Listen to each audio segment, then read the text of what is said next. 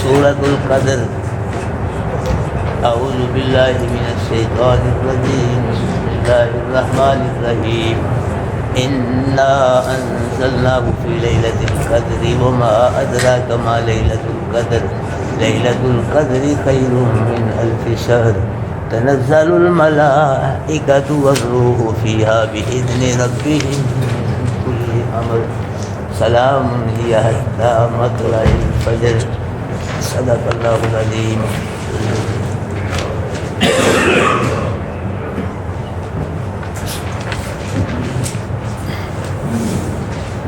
حضرات محترم،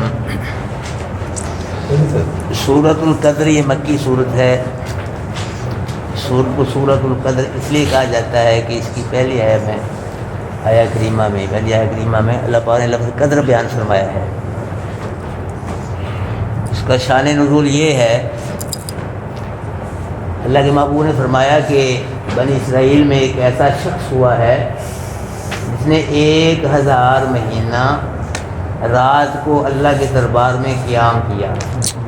1000 مہینہ اللہ کے دربار میں شام سے لے کے صبح تک قیام کیا، اور پھر دن کے وقت 1000 مہینہ اللہ کے دربار اللہ کے راستے میں جہاد کیا. کتنا دن شان قسمت والا ہے. اللہ نے فرمایا کہ 1000 مہینہ شام سے لے کے صبح تک اللہ کے دربار میں قیام، اور 1000 مہینہ صبح سے لے کے شام تک اللہ کے راستے میں جہاد کیا. تو صحابہ رسول نے اس شخص کی زندگی پہ بڑا رشک کیا. بڑا قسمت والا ہے سر، ہم تو یہ ساتھ حاصل ہی نہیں کر سکتے. ہماری تو اتنی عمریں لمبی ہیں نہیں، 1000 مہینہ ہماری تو عمریں ہیں نہیں. تو قسمت والا ہے تو ہم تو یہ ساتھ نہیں حاصل کر سکتے، ہماری تو عمریں بڑی تھوڑی ہیں. تو اللہ پاک نے اپنے محبوب کے صحابیوں کی تشفی کے لیے سورہ قدر نازل فرمائی. سبحان اللہ. اللہ پاک اپنے مومن بندے کو پریشان نہیں ہونے دیتا. اگر پریشان ہو جائے پھر کڈ لیتا ہے پریشانی میں. بے شک. یہ پڑھا لیا آپ نے قرآن میں کتنی مثالیں پڑھی ہیں نبی ولیوں کی. پہلے تو پریشانی آنے ہی نہیں دیتا اللہ اپنے بندے پہ. اگر آ جائے تو پریشانی میں کیا کر لیتا ہے؟ نکال لیتا ہے. آدم علیہ السلام میں پریشانی آئی کہ نا؟ مجھے پھر نکالا نا. خود نکل گئے پریشانی میں سے. کس نے نکالا ہے؟ اللہ نے. اللہ نکالا ہے. نوح علیہ السلام پہ پریشانی آئی تو کس نے نکالا؟ اللہ نے. ابراہیم علیہ السلام میں آگ میں ہے تو کس نے بچایا آگ میں؟ اللہ نے. اور یعقوب علیہ السلام پہ پریشانی آئی تو پھر کس نے پریشانی میں سے نکالا؟ اللہ نے. علیہ السلام کبھی کنویں میں ہے، کبھی جیل میں ہے، کبھی زلیخا حملہ کر رہی ہے. پریشانی آئی، کس نے بچایا پریشانی؟ اللہ نے. ایوب علیہ السلام 18 سال بیماری میں ہے، کس نے بچایا؟ اللہ نے. یونس علیہ السلام مچھلی کے پیٹ میں ہے کہ نہ پریشانی؟ خود ہی بچ گئے تھے. کس نے بچایا مچھلی کو؟ اللہ نے. آدمی مچھلی کے پیٹ جی پھر نکلتا ہے آدمی کے پیٹ پانی میں سے اتنی بڑی مچھلی. بچایا بھی کس نے؟ اللہ نے. مچھلی کے پیٹ سے نکالا بھی کس نے؟ اللہ نے. موسیٰ علیہ السلام پریشان ہے، آگے پانی ہے، پیچھے فوج ہے فرعون کی، سائڈوں میں پہاڑ ہے کہ نہ پریشان، کوئی بچنے کی صورت نہیں. پھر کس نے بچایا؟ اللہ نے. عیسیٰ علیہ السلام کا 4000 یہودیوں نے محاصرہ کر لیا مکان کا. 4000 یہودیوں نے محاصرہ کر لیا عیسیٰ علیہ السلام کا. پھر باہر نکلے کر بس رفع اللہ پاک نے اوپر اٹھا لیا. تو ہمارے محبوب صلی اللہ علیہ وسلم کے گھر کا محاصرہ کیا حجرت کے کافروں نے. 100 تلواریں لے کے آئے. بچتا ہے آدمی 100 تلواروں لیکن مکان کے گھیرا پالے 100 آدمی تلواریں لے کے بچتا ہے. تو کس نے بچایا؟ اللہ نے. تلواروں میں سے کس نے نکالا؟ اللہ نے. نکلے اللہ کے نبی. بولو سارے بناؤ ایمان. اللہ بھی نکالے. اللہ نے. اپنی پریشانی میں سے خود نکلے ہیں اللہ کے نبی. کس نے نکالا ہے؟ اللہ نے. تو آج لوگ پکار رہے ہیں بگڑی بنا دو مکی بدلی. وہ اللہ کے نبی اپنی بگڑی نہیں بنا سکے اور کیا بنائیں گے؟ بگڑی ہے کہ نا. 100 آدمی تلواریں لے کے گھیرا پاریاں نہیں چھوڑیں گے. بگڑی ہے کہ نا. پھر کس نے بنائی بگڑی؟ نبی. اللہ نے. جو نبی کی بگڑی بناتا ہے سب کی بگڑی کون بناتا ہے؟ اللہ بناتا ہے. بچ جاؤ لوگوں سے یہ پوچھ رہے کہ کہیں شرک کروا کے آپ کو بگڑی نہ دے. بچ جاؤ. بگڑی بنا دو مکی وزنی، در پہ بلا لو مکی وزنی، لگیا نے موجہ لائی رکھی. ساری صفتیں اللہ کی نبی کو دے رہے ہیں. نبی کو دے رہے ہیں. یہ کہتے ہیں ایک اللہ سے مانگتے نہیں، نبیوں سے مانگ رہے ہیں، ولیوں سے. یہ سے مانگ رہے ہیں نبیوں ولیوں سے. ہر دم پکارو یا رسول اللہ. کیا ہے اس کا مطلب؟ اللہ کو کبھی بھی نہ پوچھ سکتا تو اللہ کے رسول کو ہی پکارو، یہ سب تمہارا کرم ہے یا کل یہ نبی کا کرم ہے سارا۔ اللہ کہاں گیا؟ اللہ کا سارا کرم کس کا ہے؟ بچ جاؤ ان شرکیہ شیروں سے جو یہ بکتے ہیں، شرکیہ شیر، ان سے بچ چھوڑ دو، اگر باپ ہے چھوڑ دو، نہیں کام آئے گا دن قیامت کے باپ، مشرک باپ، مشرک بیٹا، مشرک رشتہ دار، پھنس نہ جانا، یاد رکھنا۔ پھنس گیا پھر پتہ لگے کہ استاد ہمارے گھر سے کہتے بچ جاؤ ان سے، یہ مشرک ملے دار ہے، رشتہ دار، بچ جاؤ، چھوڑ دو اس کو، اللہ کی توحید کو نہ چھوڑو، نبی کی سنت کو نہ چھوڑو، کچھ نہیں ہوگا، اللہ عزتیں دے گا، اللہ حفاظتیں فرمائے گا۔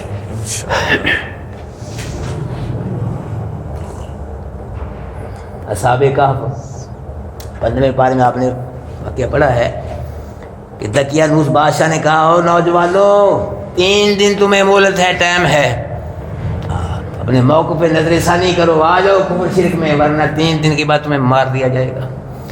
وہ نوجوان جو تھے اصحاب کہف ہیں جی، وہ چلے گئے غار میں، لیٹ گئے، اللہ نے نیند دے دی، ان کو سلا دیا، غار کے اندر اللہ پاک نے ان کو سلا دیا۔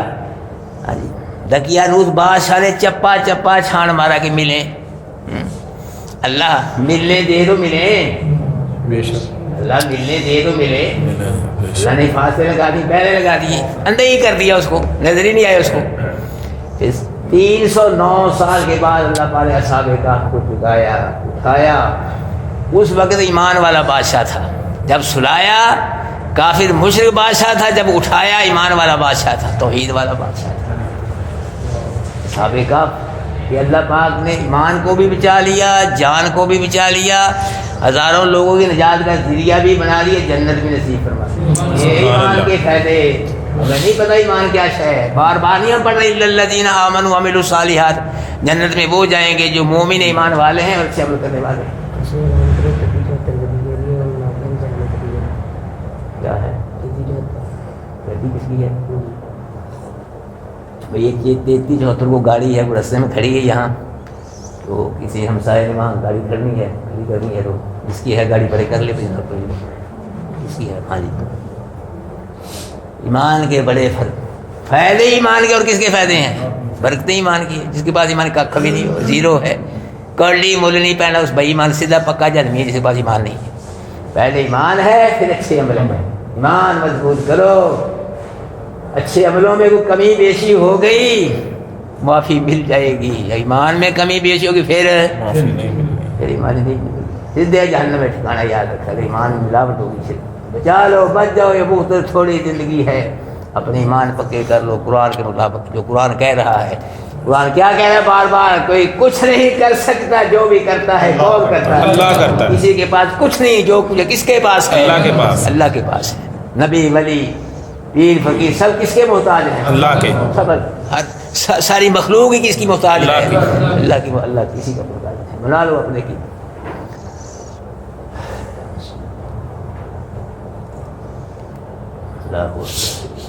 اللہ پاک فرما رہے انا انزلناہ فی لیلۃ القدر، کہ بے شک ہم نے اس قرآن کو قدر کی رات میں نازل کیا ہے، کسی اور رات میں نازل نہیں کیا، بلکہ کس رات میں؟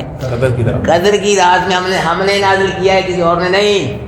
اور کس رات میں نازل کیا ہے؟ قدر کی رات میں، لیلۃ القدر میں نازل کیا ہے۔ ہاں جی، ایک قول تو یہ ہے کہ اللہ پاک کے حکم کے مطابق بذریعہ جبریل اس پورے قرآن کو قدر کی رات میں لوح محفوظ سے دنیا کا ایک آسمان جو اس میں ایک مقام ہے بیت العزت، یہاں اتارا گیا۔ نہیں سمجھے کہ قدر کی رات میں اللہ پاک کے حکم مطابق بذریعہ جبریل لوح محفوظ سارا قرآن ہے، بیت العزت ایک مقام ہے آسمان دنیا میں، یہاں اتارا گیا۔ اب سمجھ گیا بات؟ دوسرا قول یہ ہے اللہ پاک کے حکم کے مطابق بذریعہ جبریل قدر کی رات میں لوح محفوظ سے اللہ کے محبوب پہ ڈائریکٹ قرآن کا رسول ہوا، آسمان دنیا پہ نہیں آیا اللہ کا قرآن، بلکہ لوح محفوظ سے اللہ کے حکم کے مطابق بذریعہ جبریل قدر کی رات میں کہاں آیا قرآن؟ اللہ کے نبی پہ رسول کا سلسلہ شروع ہوا، بیت العزت میں نہیں رکھا گیا۔ دوسرا قول یہ ہے۔ تو بہرحال اللہ پاک نے اس قرآن کو اتارا، اور کس رات میں اتارا؟ لیلۃ القدر، قدر کی رات میں اتارا ہے اللہ پاک۔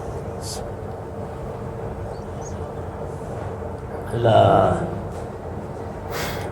جس رب کا یہ قرآن ہے، کلام ہے، وہ بلند و بالا، سبحان اللہ، جو فرشتہ لے کے آئے اس قرآن کو، فرشتہ فرشتوں سے اعلیٰ، سبحان اللہ، جس نبی پہ قرآن نازل ہو نبی نبیوں سے، جس امت کے لیے قرآن نازل ہو امت ساری امتوں سے، جس رات میں قرآن آیا وہ رات راتوں سے، جس مہینے میں قرآن آیا وہ مہینہ مہینوں سے، اور جس زمانے میں یہ قرآن آیا وہ زمانہ زمانوں سے، جن شہروں میں قرآن آیا وہ شہر شہروں سے، جو شخص خوش نصیب اس کو پڑھے گا، سمجھے گا، موت تک عمل کرے گا، وہ انسان سب انسانوں سے اعلیٰ، سبحان اللہ، اللہ نے جوڑ دیا ہے، کون مقابلہ کرے گا آپ کا؟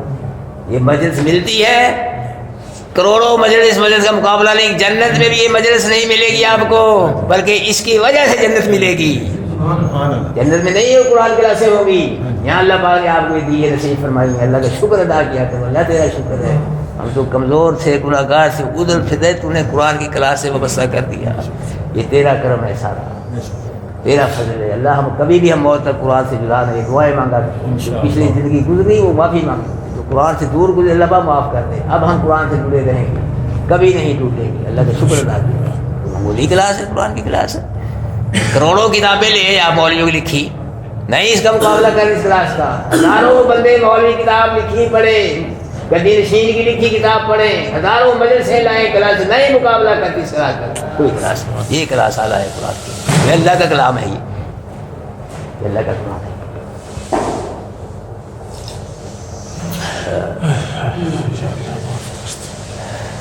امام احمد بن حنبل رحمۃ اللہ علیہ کے بہت بڑے بزرگ ہوئے، تو انہوں نے عرض کی اللہ میں تجھے کیسے راضی کروں، تو کیسے راضی ہوگا، کیسے تیرا قرب نصیب ہوگا، آواز آئی غیب سے بھی کلامی بھی کلامی، میرے قرآن سے تم میرے قریب ہو سکتے ہو، جتنا میرا قرآن پڑھتے جاؤ گے سمتے جاؤ اتنا ہی میں راضی ہوتا جاؤں گا، اتنی میری رحمت نصیب ہوتی ہے، میرا قرب تم کو نصیب ہوتا ہے، قرآن کے بغیر ککھ نہیں یاد رکھنا، کوڑی بولنی پہنا، پھر رہے نا ادھر پھرتے رہے، مولوی کی کتابیں اٹھائے، قرآن کو چھوڑ کے ان کو اٹھا رہے ہیں، وہ بھی پڑھو، تو اگر صحیح کتاب میں تو کہتا ہوں وہی پڑھو، قرآن سنت کی روشنی کتابیں ہیں علماء کی، پڑھو، اس کو تو پڑھو، اس کو چھوڑ دیا، اور ان کو اس کی وجہ چھوڑ دو، اس کو اس کی وجہ سے نہ چھوڑو، ان کو چھوڑ دو اس کی وجہ سے، نہیں پوچھا جائے گا کیوں چھوڑا، اگر اس کو چھوڑ دیا ان کی وجہ سے پوچھا جائے گرفت ہوگی کیوں چھوڑا ہوا ہے، میرے کلام کو چھوڑ دیا تو نے، مولوی کی بزرگ کی کتاب لکھی وجہ سے اس کو چھوڑ دیا تو نے، ان کو چھوڑ دو، اس سے کوئی گرفت نہیں ہوگی، اگر اس کو چھوڑ دیا ان کتابوں کی وجہ سے، اس کی کلاس کو اور کلاسوں کی وجہ چھوڑ دیا گرفت ہوگی، اگر اور کلاسیں چھوڑ دو ساری اس کلاس کی وجہ سے، چھوڑ دو بھی بچے ہر جگہ چھوڑ دو، نہیں پوچھا جائے، اللہ کرام کلاس ہے، اللہ اکبر کبیرہ، میرے بھائیو یہ قرآن جو ہے ایک آخرت کا حوض کوثر ہے، ایک دنیا کا حوض کوثر ہے، یہ قرآن دنیا کا حوض کوثر ہے، سبحان اللہ، ایسے سمجھو جو اس دنیا کے حوض کوثر سے پیتا پیتا پڑھتا پڑھتا سمجھتا کرتا کرتا چلا گیا، دن قیامت کے اللہ کے فضل سے اس کو حوض کوثر کا پانی نصیب ہوگا، انشاءاللہ، اللہ ہم سب کو نصیب فرمائے، آمین، انشاءاللہ پیئیں گے، کون انشاءاللہ پلائے گا، انشاءاللہ اپنے نبی کے ہاتھوں پلائے گا انشاءاللہ، قرآن والوں کو حوض کوثر کس کو ملے گا، اصحاب رسول یہ سب قرآن والے ہیں، تابعین تبع تابعین جتنے بزرگان یہ سب قرآن والے ہیں، قرآن کے بغیر ولایت نہیں ملتی، بزرگی نہیں ملتی، قرآن کے بغیر کچھ نہیں ملتا، قرآن کے بغیر جہنم ملتی ہے، یاد رکھنا جو ملتا ہے قرآن میں ملتا ہے۔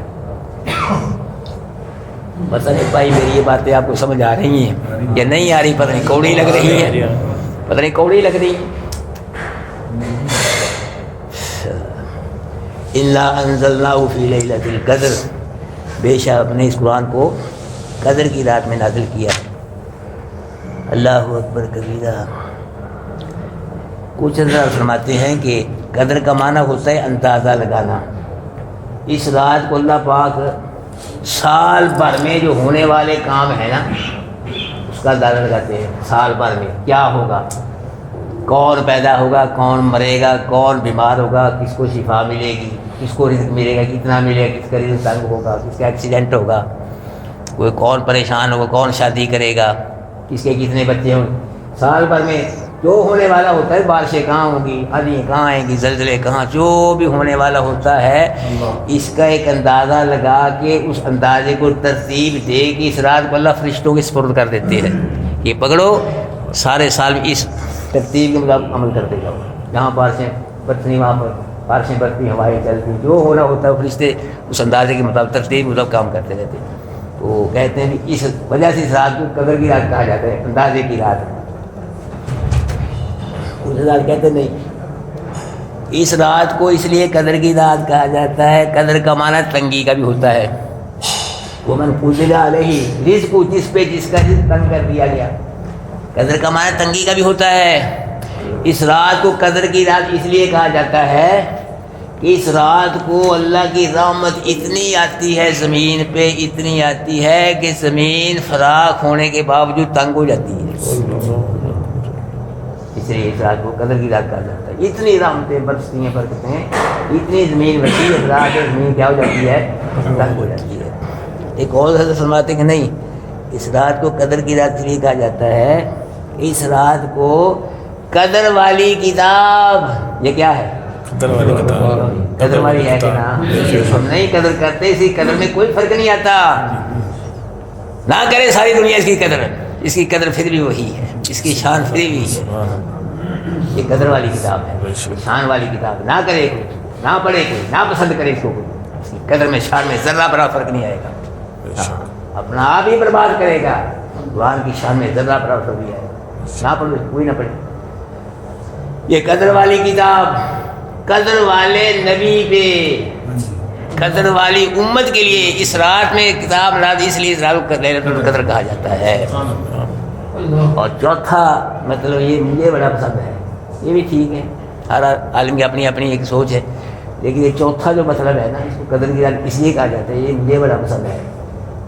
اس لیے کہا جاتا ہے اس رات کو قدر کی رات کہ آدمی سارا سال گناہ کر کے اللہ کے دربار میں بے قدرہ بن جاتا ہے، قدر نہیں رہتی انسان کی، کوئی ویلیو نہیں رہتی، کہ سال کے بعد جب یہ رات آتی ہے تو اللہ کریم کے کرم سے وہ بے قدرہ انسان اللہ کے دربار میں نماز پڑھتا ہے، دعا کرتا ہے، توبہ استغفار کرتا ہے، معافی مانگتا ہے، تو اس رات کی وجہ سے وہ بے قدرہ انسان بھی اللہ کے دربار میں قدر والا بن جاتا ہے، اس لیے اس رات میں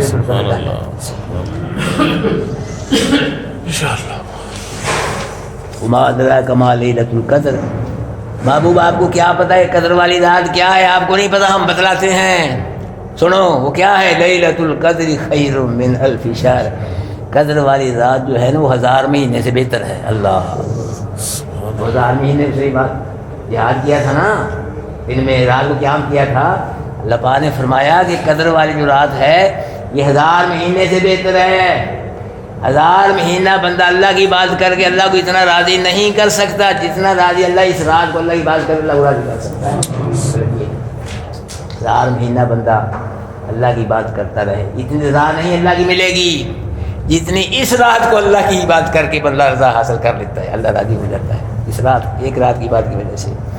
تنزل الملائکۃ والروح فیہا بإذن ربہم، نازل ہوتے ہیں فرشتے اور روح سے مراد جبریل علیہ السلام اور فرشتے اس رات میں نازل ہوتے ہیں، خود نہیں آتے، اپنی مرضی سے نہیں بلکہ بإذن اپنے رب کے امر سے، اپنے رب کے حکم سے آتے ہیں جی زمین پہ، من کل امر، ہر کام کے لیے جو اس رات میں مقدر ہوتا ہے۔ مطلب کیا کہ فرشتوں کو اللہ پاک کا حکم ہوتا ہے اس رات میں جو بھی اللہ کی بات کرتا ہے، نماز پڑھتا ہے، دعا مانگتا ہے، استغفار توبہ کرتا ہے، اس کے لیے رحمت کی دعائیں کریں، اس کے لیے آتے ہیں۔ سلام ہی حتی مطلع الفجر، کچھ لوگ کہتے ہیں کہ اس رات میں جو ایک ایسی گھڑی ہوتی ہے وقت کہ اس گھڑی میں مانگی ہوئی دعا قبول ہوتی ہے، وہ کہتے ہیں، عام یہ بات مشہور ہے کہ اس رات میں ایک ایسی گھڑی ہوتی ہے، ایسا وقت ہے کہ اس گھڑی میں وقت میں مانگی دعا کیا ہوتی ہے، قبول ہوتی ہے۔ بلکہ یہ بھی لوگ کہتے ہیں جی ایک آدمی کو پتہ چل گیا کہ لیلۃ القدر ہے تو وہ دعا مانگنے لگ گیا، اس کے بعد ایک شتیر تھا، بہت بڑا لکڑی کا، وہ یہ دعا مانگ، اللہ اس شتیر کو سونے کا بنا رہے، اللہ اس شتیر کو سونے کا بنا رہے، یہی کہی جا رہا ہے۔ جب وہ نہ سونے کا ہوا ہے جی تو پھر اس کے منہ سے نکل گیا، یا اللہ پھر سونا اس کو لوہے کا ہی بنا دے، کہ وہ جو وقت تھا نا جب لوہے کا کہا وہ قبولیت کا وقت تھا، وہ لوہے کا بنا دیا اللہ پاک نے. ہے گل کرنے یہ قرآن کیا کہتا ہے؟ قرآن کیا کہتا ہے؟ سلام ہی حتی مطلع الفجر. یہ جو رات ہے نا قدر والی، یہ ساری کی ساری رات شام سے لے کے طلوع فجر تک سلامتی والی رات ہے. سبحان اللہ سبحان اللہ. ایک گھڑی نہیں اس میں جھوٹ ہے. یہ ساری کی ساری رات کیا ہے؟ سلامتی والی. کوئی ایسی مخصوص گھڑی نہیں اسی گھڑی میں دعا نہیں، ساری رات دعائیں قبول ہوتی ہیں. ساری رات اللہ پاک کے دربار اللہ کی رضا کے فیصلے ہوتے ہیں. ساری رات خیر برکتیں برستی ہیں. ساری کی ساری رات کیا ہے؟ خیر و برکت والی رات ہے. لیکن یہ خیر و برکتیں کس کو ملیں گی؟ سب کو نہیں ملیں گی. ہاں جی، یہ سلامتی خیر برکتیں سب کو نہیں ملیں گی. جب چاول تقسیم ہوتے ہیں نا، کیوں جی چاول تقسیم ہوتے ہیں نا، تو چاول اس کو ملتے ہیں جو جا کے چاول لیتا ہے وہاں سے. کیوں جی؟ جو دور بیٹھا ہے اس کو چاول کیسے ملیں گے؟ یہ کھڑا ہے اکڑ میں لینے ہی نہیں، آپ نہ لے کوئی. ہے جی، وہ ایسے ہی رہ جاتا ہے پھر. ہے جی، یہ سلامتی خیر برکتیں اس کو لوگ ملیں گے جو اس رات میں اللہ کی بات کرے گا، جو اللہ سے مانگے گا، روئے گا، آنسو بہائے گا، تو بھائی اس کو سلامتیاں ملیں گی. جو ساری رات ستا رہے کتنے کچھ نہیں. کیوں جی؟ چاول نہیں ملتے، مل جاتے ہیں چاول. یہاں تک یہ تقسیم ہو رہی ہے، بہت پرے بیٹھا ہے وہاں چاول دے کوئی مل جائے، کون دے گا اس کو وہاں؟ یا کھڑا ہے آکڑ میں، ہے جی میں نے مانگنے نہیں، مجھے کون دے گا اس کو؟ مانگو، مانگنے پڑتے ہیں چاول، چاول مانگنے پڑتے ہیں تو اللہ سے اللہ کی راہ مانگنی پڑتی ہے، بخشت مانگنی پڑتی ہے، بخشش مانگنی پڑتی ہے. جو اس رات کو جی اللہ کے دربار میں نماز پڑھے گا، دعائیں کرے گا، روئے گا، صبح آئے گا، اس کو سلامتی ملیں گی. ساری رات سلامتی والی ہے، خیر و برکت والی رات ہے. حدیث میں آتا ہے کہ یہ رمضان کے مہینے میں لیلۃ القدر ہوتی ہے، اور رمضان کے بھی آخری عشرے میں بھی تاک راتوں میں یہ لیلۃ القدر کی رات ہے. عائشہ صدیقہ رضی اللہ تعالی عنہا نے عرض کی کہ اللہ کے محبوب، اگر مجھے پتہ چل جائے کہ لیلۃ القدر، پھر میں کیا مانگوں اللہ سے؟ کون سی دعا؟ اللہ کے نبی نے فرمایا اللہم انک عفو تحب العفو فاعف عنی. یہ مانگنا، یہ دعا مانگنا. اللہم انک عفو، اللہ تو معاف کرنے والا ہے، انک تحب العفو، معافی کو ہی پسند کرتا ہے، فاعف عنی، اللہ مجھے معاف کر دے.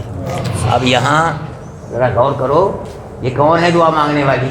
دعا کس نے بتلائی؟ اللہ کے نبی نے. دعا کون مانگ رہی ہے؟